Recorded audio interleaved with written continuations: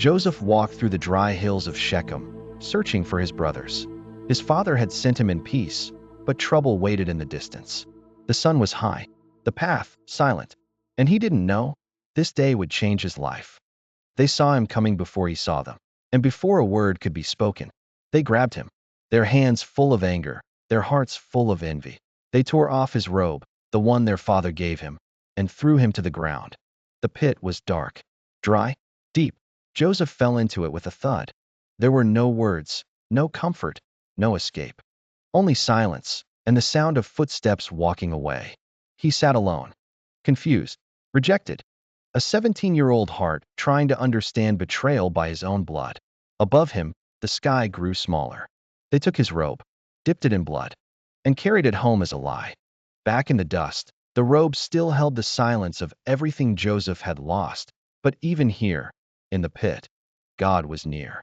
Even when no one stayed, he did. There was no miracle escape that day, but there was presence. A quiet, unseen hope breaking through. Years later, Joseph would stand in the palace of Pharaoh. The pit, the prison, the pain, it hadn't been wasted. He would save lives. He would forgive his brothers.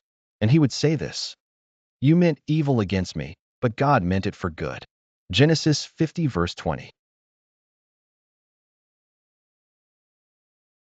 The moral of the story of Joseph in the pit is God is present even in your lowest moments, and what feels like the end may be the beginning of something greater.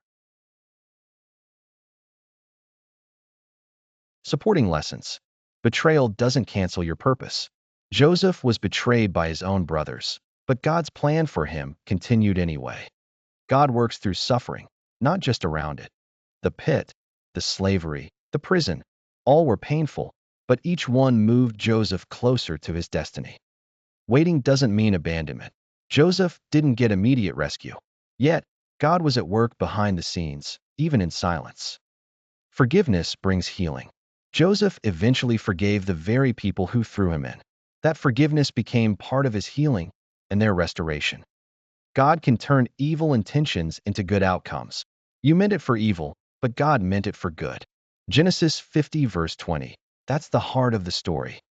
This story gently reminds us, you can be in the pit and still be in God's plan.